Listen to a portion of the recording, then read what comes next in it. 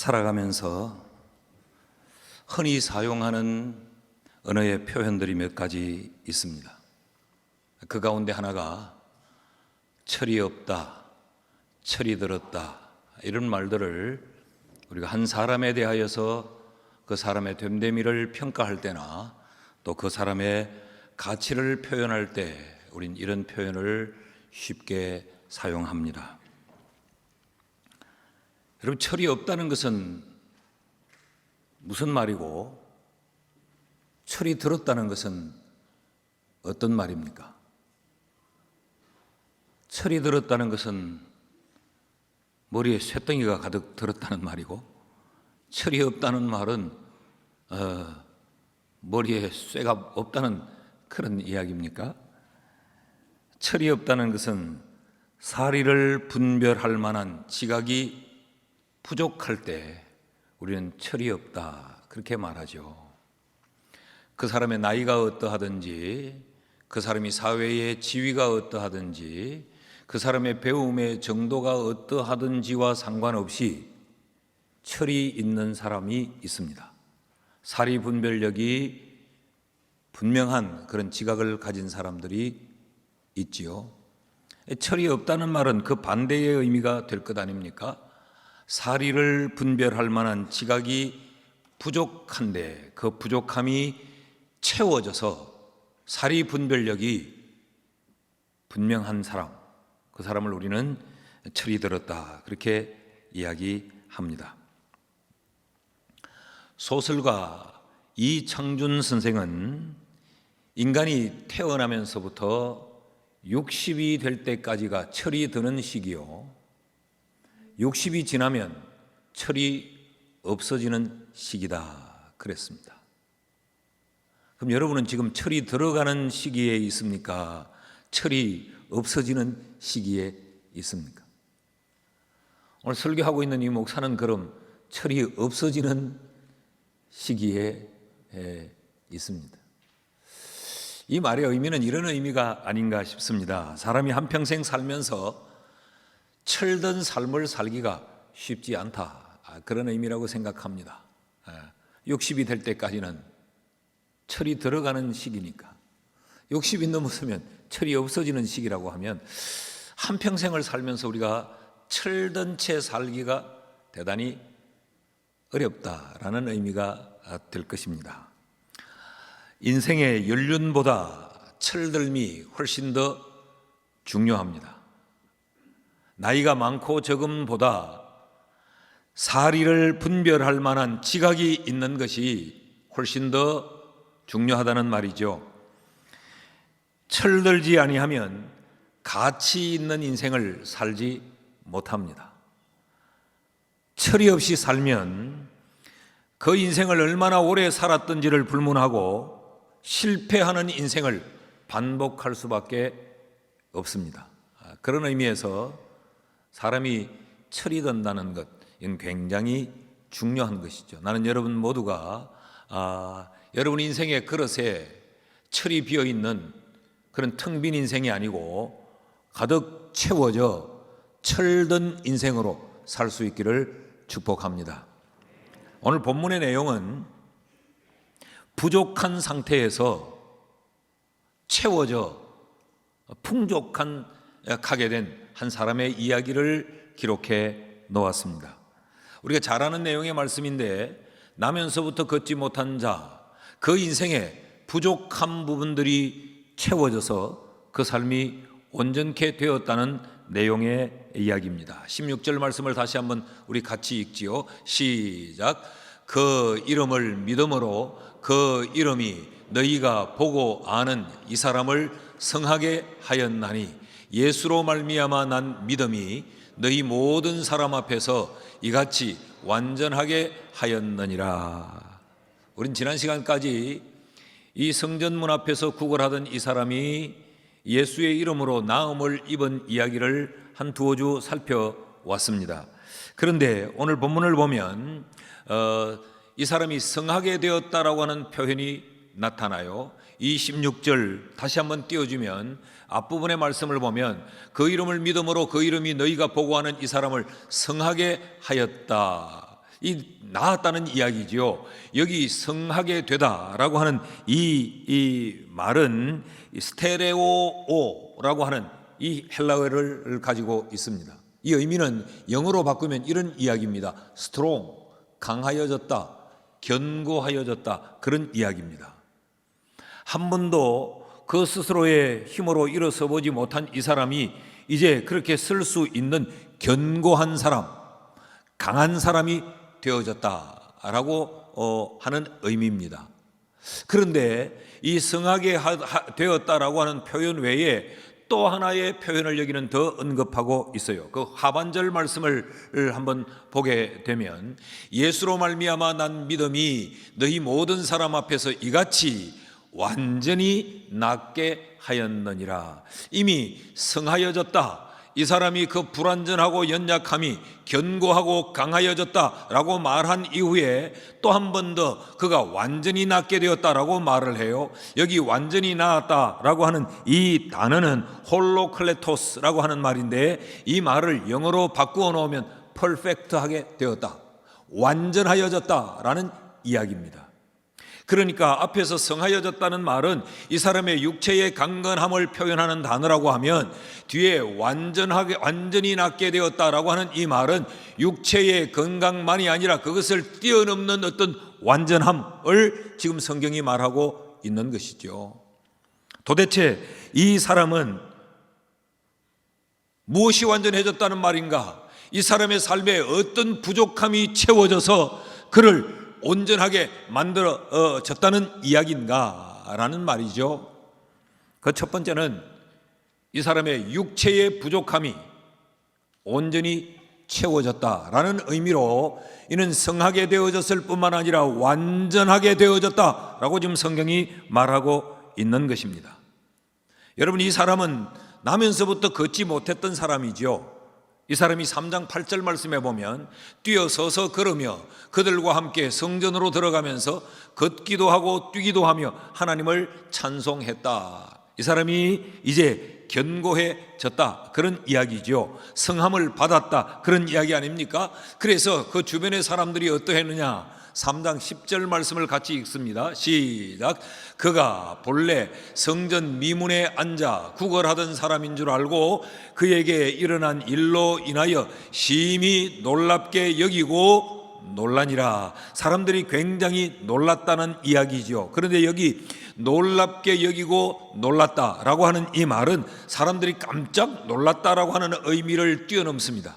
그 충격이 얼마나 컸던지 그 놀라움을 넘어서서 이들이 아주 황홀한 지경에 이르렀다, 그런 이야기예요. 그래, 놀라움이 아주 극에 달하였다. 그래서 이 사람들이 굉장히 지금 아주 환상적인 그 상태가 되어졌다, 그런 이야기입니다.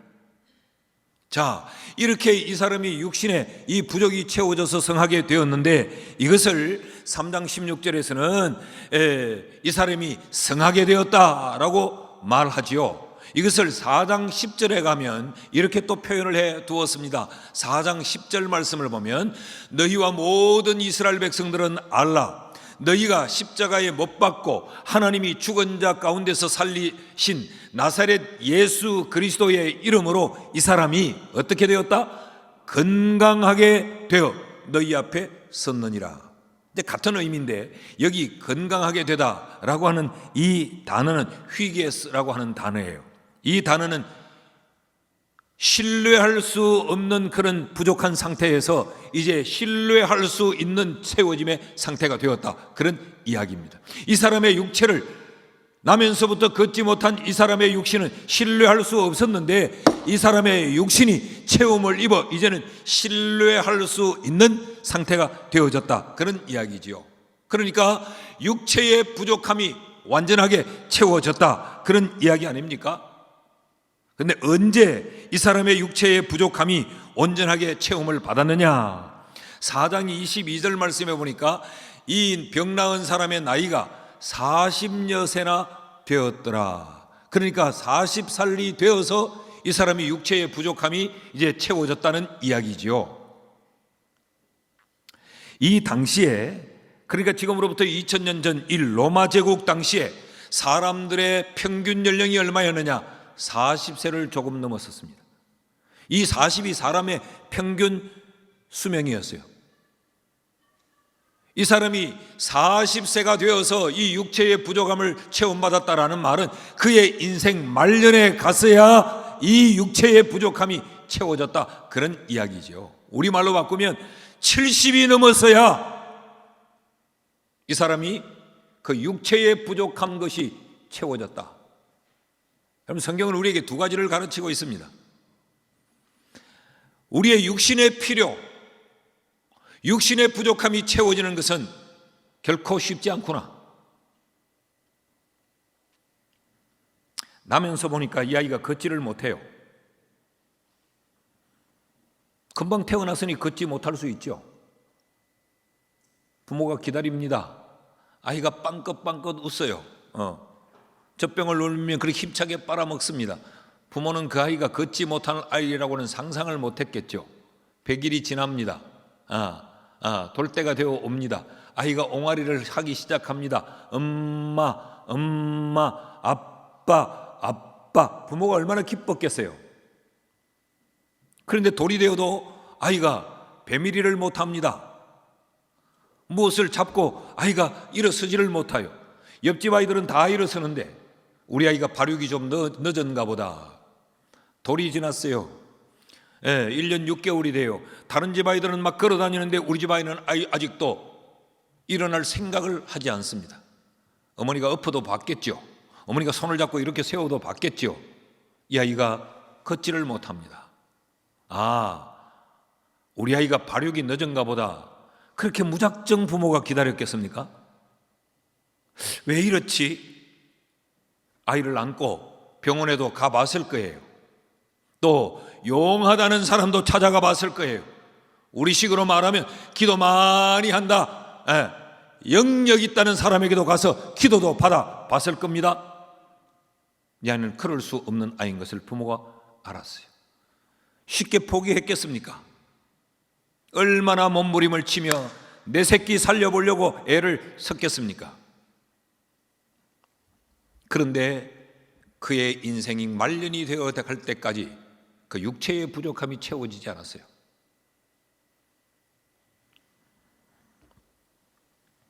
그런데 3장 16절을 다시 보니까 그 이름을 믿음으로 그 이름이 너희가 보고하는 이 사람을 성하게 하였나니 예수로 말미암아 난 믿음이 너희 모든 사람 앞에서 이같이 완전히 낫게 하였느니라.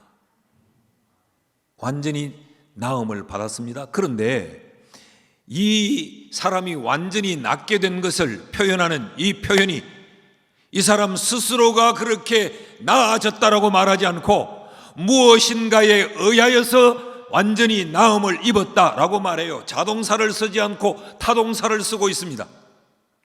그 사람의 열심이, 그 사람의 열정이, 그 부모의 욕심이 이 사람의 육신적인 필요를 채웠다고 말하지 않아요. 무엇이 이 사람의 이 육체적인 부족함을 채웠다고 말합니까? 그 이름을 믿음으로 그 이름이 이 사람을 성하게 하였고 그 예수를 믿음으로 말미암아 난 믿음이 이 사람을 완전히 낫게 하였다라고 말해요. 다시 말하면 예수 그리스도가 이 사람의 육신적인 필요를 채워줬다는 이야기입니다. 여러분, 우리의 육체의 궁핍함, 우리의 육신적인 필요, 이것은 건강의 문제만이 아니죠.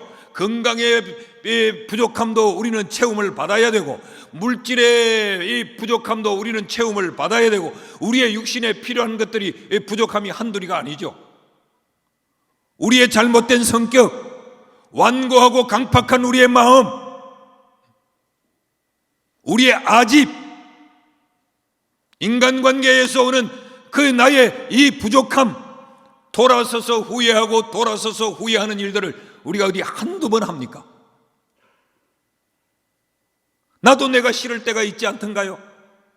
나는 왜 이렇지? 좀 더 예의 있는 사람이 되고 싶은데 예의와 상식 없는 삶을 사는 나의 부족함,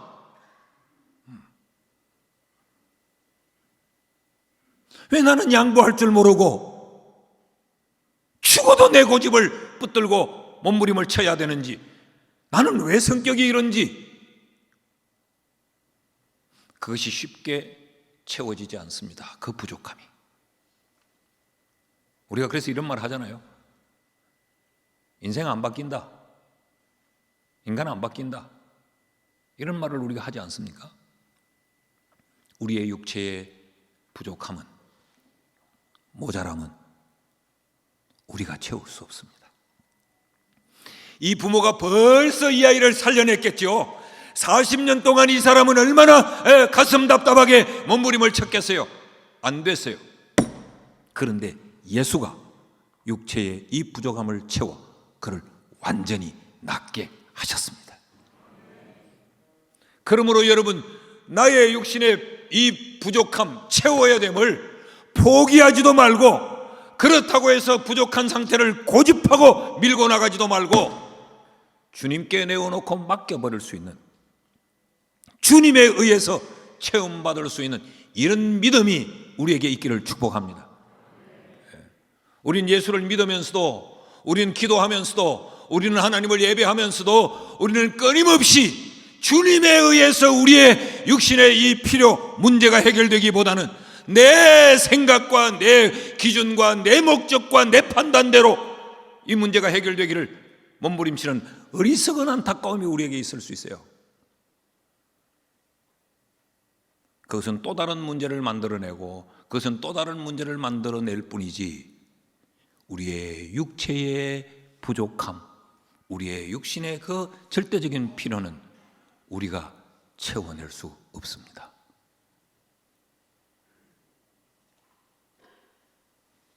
예수께서 이 사람의 육체의 필요를 채워주셨어요. 자, 그런데 육체의 필요를 체험받는 것만으로는 완전히 낫지 않습니다. 또 하나의 체험이 필요합니다. 그것은 우리의 정신세계의 체험, 가치의 체험이 필요합니다. 사람은 짐승이 아니에요. 우리의 육신의 배부름으로만 우리는 온전한 인생으로 살아갈 수가 없습니다. 이 사람의 삶의 묘사가 참 가슴 아프게 표현되어져 있습니다. 3장 2절 말씀을 같이 읽어봅시다. 다 같이 시작. 나면서 못 걷게 된 이를 사람들이 메고 오니 이는 성전에 들어가는 사람들에게 구걸하기 위하여 날마다 미문이라는 성전문에 두는 자라. 나면서부터 못 걷게 된 이 사람을 사람들이 메고 오니, 메고 오는 그 사람과 매여 있는 이 사람은 똑같은 사람이에요.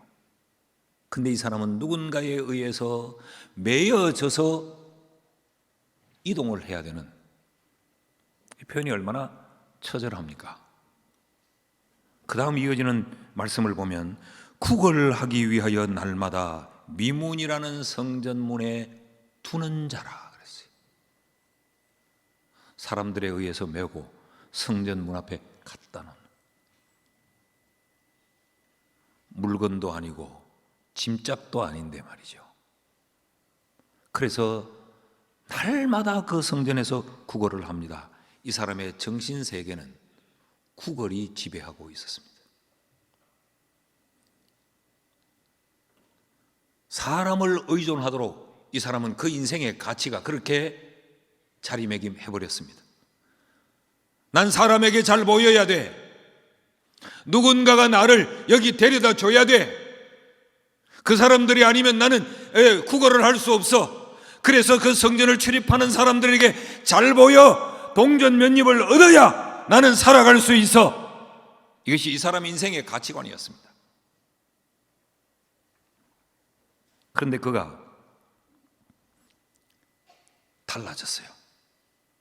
예수에 의해서 나음을 입고 난 다음 이 사람이 달라졌는데 육신의 부족만 채워진 게 아닙니다.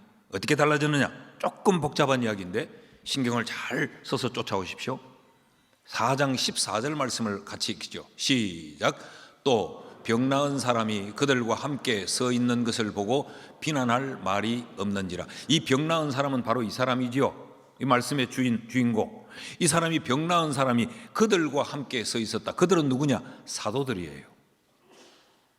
그를 고쳐준 사람과 함께 서 있었다. 그 있는 곳이 어디냐? 사도들이 신문 받는 곳이었어요. 4장 6절에서 7절 말씀을 제가 읽습니다. 대제사장 안나스와 가야바와 요한과 알렉산더와 및 대제사장의 문중이 다 참여하여 사도들을 가운데 세우고 묻되 너희가 무슨 권세와 누구의 이름으로 이 일을 행하였느냐. 여기 지금 언급되고 있는 이 그룹들, 대제사장 안나스, 가야바와 요한과 알렉산더와 대제사장의 문중,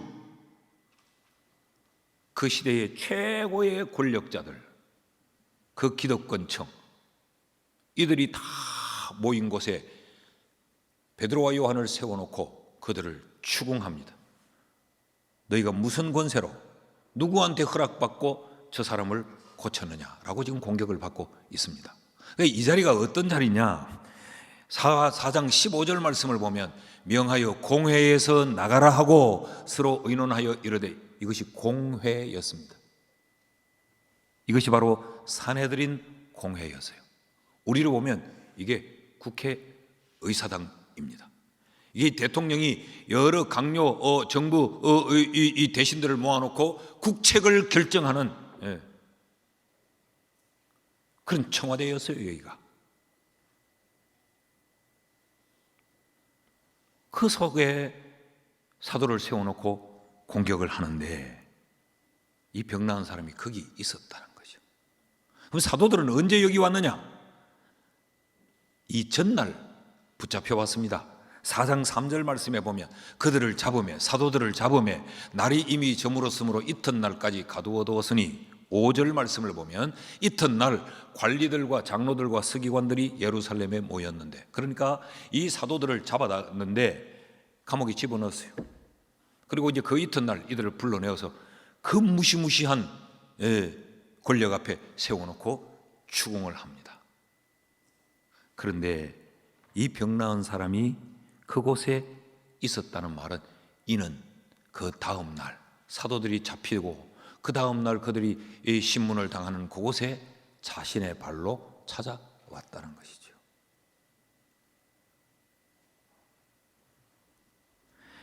이 사람은 날마다 성전문에서 그 성전을 지키는 사람들, 그 성전을 관리하는 그 세력들의 신세를 진 사람이에요. 그들에게 잘 보여 거기서 구걸을 할 수 있도록 허락을 받고, 그들에게 잘 보여 거기에서 이것이 10년이었는지 20년이었는지 30년이었는지 모르지만 오랜 세월 동안 그곳에서 구걸을 할 수 있었습니다. 그런데 지금 그들이 자신을 고쳐준 그 사람을 잡아 문책하고 공격하며 어쩌면 저들을 죽일지도 몰라요. 그런데 그곳을 피하여 멀리 도망가 버리지 않고 자기 발로 사도들이 곤혹당하는 그 현장에 찾아와 거기 있었다. 그것은 여차하면 자기가 정언을 하려고 했던 거예요. 이들은 내 생명의 은인이요, 이들은 절대 잘못한 것이 없다고 정언하기 위해 지금 거기에 와 있는 것이죠. 그때 사도들이 그 나 병 나은 사람을 보고 이렇게 말합니다. 4장 10절 하반절에 이 사람이 건강하게 되어 너희 앞에 섰느니라. 사도들로 말할 수 있도록 이 병 나은 사람이 자기 발로 그것을 찾아온 거예요. 여러분, 무엇을 말하고 있습니까? 이 사람의 가치관이 완전히 달라졌다는 것이죠. 지금까지는 사람에게 잘 보여 사람의 눈치를 살피며 그들이 던져주는 동전 몇 입이 최고라고 생각을 했어요. 그런데 내가 이제는 병이 나 자유의 몸이 되었고 이제 남은 인생이 얼마 될지 모르지만 정말 멋들어지게 살아볼 수 있음에도 불구하고 나는 나를 살려준 예수를 위하여 나는 죽을 수도 있다고 생각한 거예요. 이 사람의 인생의 가치가 완전히 달라져 버린 겁니다. 이 사람의 인생에는 동전 몇 잎이 채워져 있었습니다. 인간의 욕심이 채워져 있었습니다. 그런데 그 욕심이 예수라고 하는 새로운 가치로 채워지니까 욕심이 죽어버리고 없는 거예요. 나는 죽어도 좋고, 나는 잡혀 감옥에 같이 가도 좋고, 저 사도들과 내가 한 묶음이 되어서 나는 매 맞아도 좋고 좋다. 자기 발로 그곳에 뛰어 들어간.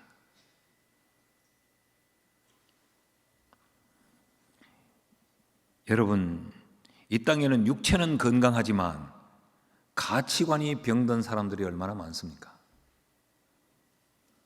사지 육신 멀쩡한데 생각하는 것이, 저기 생각이 있나 없나 저거 미친 거 아니야? 라고 생각되는 사람들이 얼마나 많던가요? 하는 짓들을 보면, 생각하는 것을 보면. 그러므로 육체의 필요를 체험받는 것만으로는 온전히 나은 인생을 살 수 없습니다. 가치의 체험이 있어야 온전한 인생을 살아갈 수가 있습니다.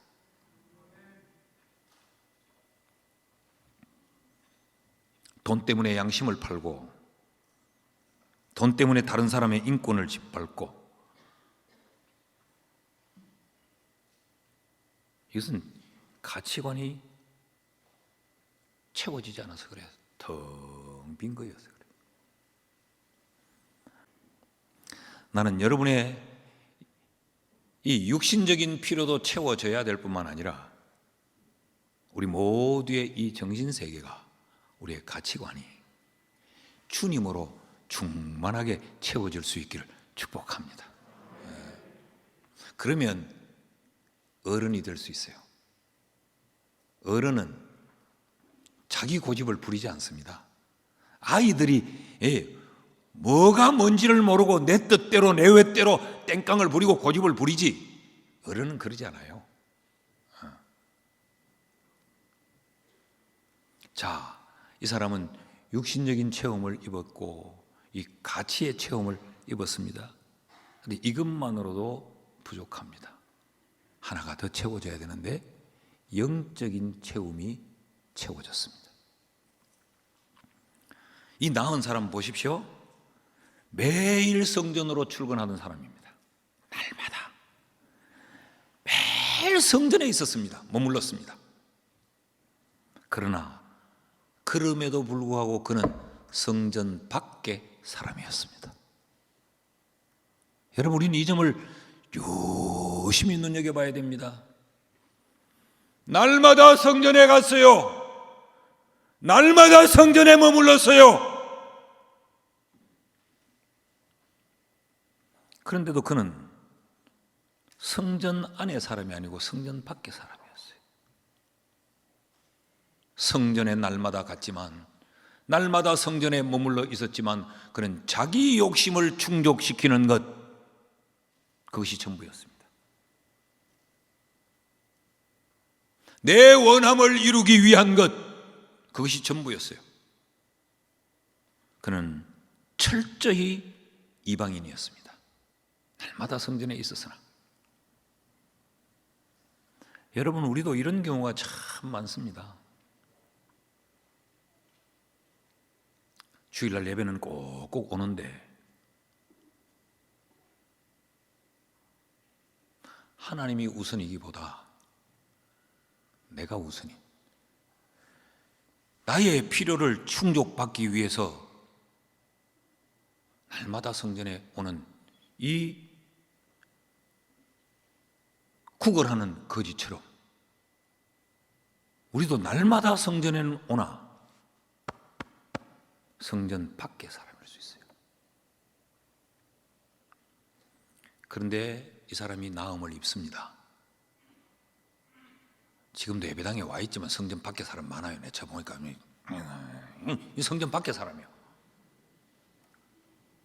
수 없는 설교를 앉아서 들어도 성전 밖의 사람들이 있습니다. 내 좋은 것만 듣고 오늘 국을 하나 더 얻으라 이것만 들려지지 하나님이 원하심 이런 건 안 들려지는 거예요. 이 성전 밖의 사람이에요. 예배하러 와가지고도 계속 지금 밖에 신호가 오고 이 성전 밖의 사람이에요. 근데 그가 낫고 난 다음에 그의 반응이 이렇습니다.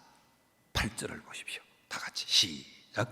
뛰어 서서 걸으며 그들과 함께 성전으로 들어가면서 걷기도 하고 뛰기도 하며 하나님을 찬송하니.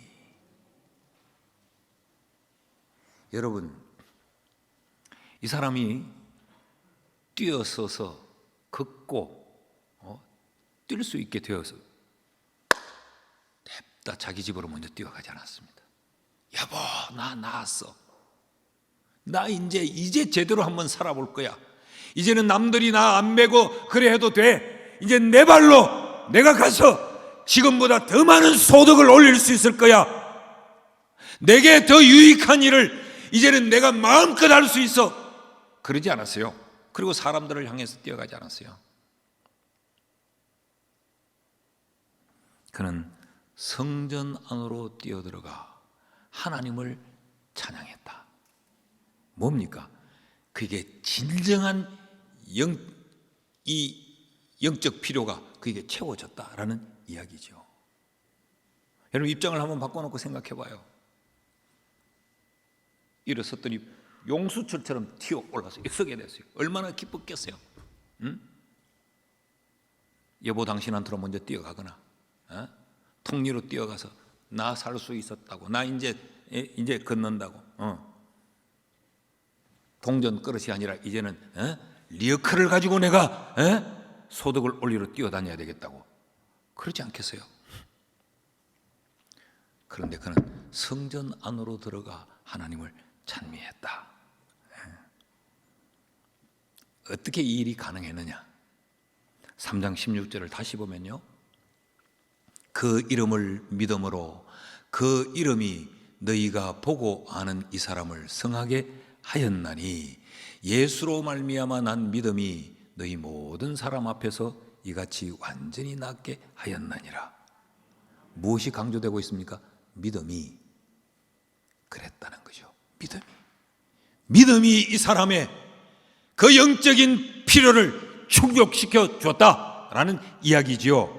베드로와 요한 때문에 이 사람이 일어나 그런 게 아니고, 이 사람이 용기가 있어서 일어나 그런 게 아니고, 주의 주로부터 나온 믿음이 이 사람을 일어나 걷게 했다. 그 이야기 아닙니까? 그럼 이 믿음은 어디서 생겨났습니까? 이 믿음은 자신이 만들어낸 게 아니에요. 자기가 기도하면서 퍼올린 게 아니에요. 예수로 말미암아 난 믿음이라고 말합니다. 예수로 말미암아 난 믿음. 사람이 쏟아부어주는 사랑 때문에 생긴 믿음이 아니요, 사람이 내게 부어 넣어준 지식 때문에 생겨난 믿음이 아니에요, 사람의 부추김 때문에 이런 확신이 생긴 게 아니에요. 예수로 말미암아 난 믿음.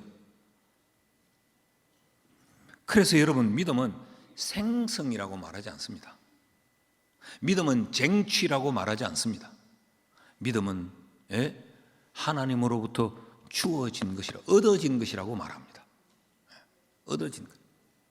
그래서 우리가 이신덕의, 이신칭의 이런 말을 쓰지요. 믿음으로 말미암아 의롭다함을 득했다, 얻었다. 예수께서 이 사람의 부족한 영적인 것을 채워주셨다는 이야기죠. 여러분, 우리가 신앙생활을 하면서도 예수로 나의 영적인 부족을 채우는 사람이 있는가 하면 내 스스로 만들어낸 것들로 나의 영적인 것을 채우는 사람들이 있어요.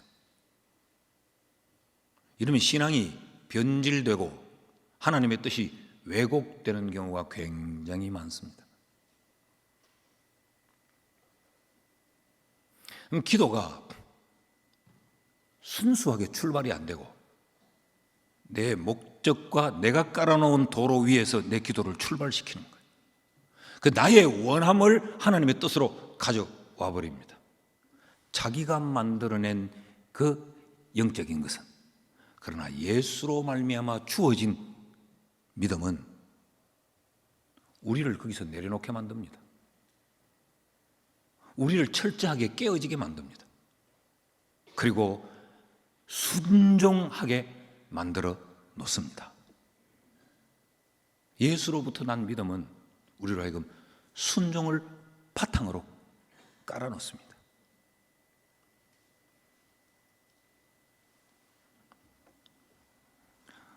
이 영적인 체험이 있어야 완전히 낫게 되는 거예요. 왜 그런가? 여러분, 믿음이 없이는 여기서 삶이 끝이 아니기 때문에 그래요. 여기서 삶이 끝이 아니기 때문에. 믿음이 없으면 죽음 너머의 문제를 해결할 수가 없습니다.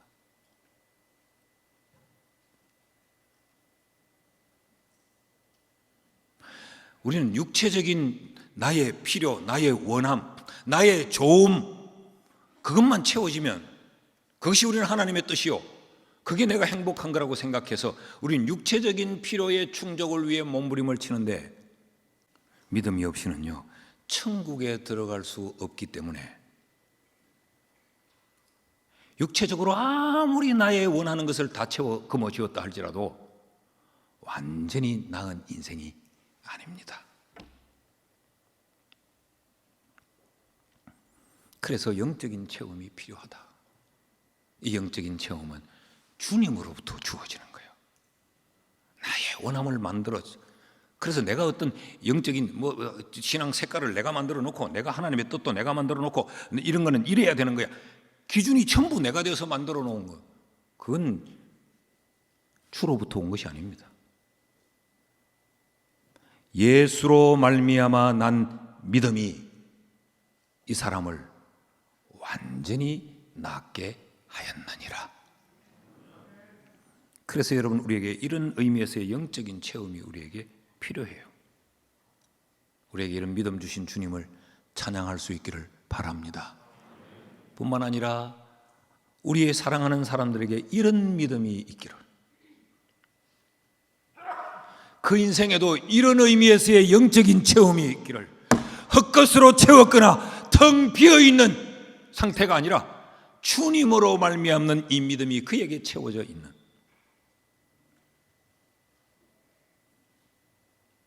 이런 은혜가 우리 모두에게, 오늘 3부 예배를 드리는 우리 모두에게 있어지기를 주의 이름으로 축복합니다. 종종 우리가 이렇게 실망할 때가 있지요. 믿음 좋은 줄 아는데 그 사람의 삶에서 나타나는 열매들이 합당하지 못할 때 우리가 참 헷갈릴 때가 많이 있죠. 주로 말미암아 난 믿음이 아니기 때문에 그렇습니다.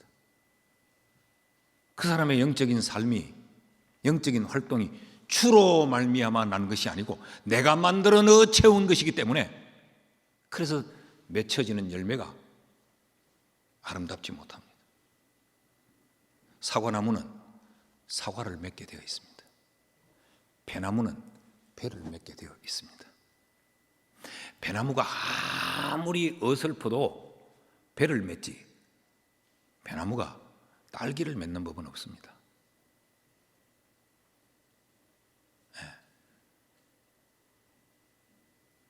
복숭아 나무가 아무리 열심을 내고 해도 복숭아 나무가 사과를 맺을 수가 없기 때문에 그렇습니다. 오늘 나는 완전히 나음을 받은 사람인가를 다시 한번 돌아보고, 내게는 육체의 체험이 무엇이 필요한가? 나는 나의 가치의 체험은 지금 상태는 어떠한가? 내 인생의 가치의 그릇에 비었는가 채워졌는가? 내 영적인 그릇은 비었는가 채워졌는가? 예수로 말미암아 난 믿음이 채워졌는가? 내가 원하는 것들로 채워놓고 이것이 영적인 채워진 그릇이라고 말을 하는가? 이 말씀 앞에 우리를 깊이 살펴서 우리도 완전히 나은 인생이 될 수 있기를 주의 이름으로 축복합니다.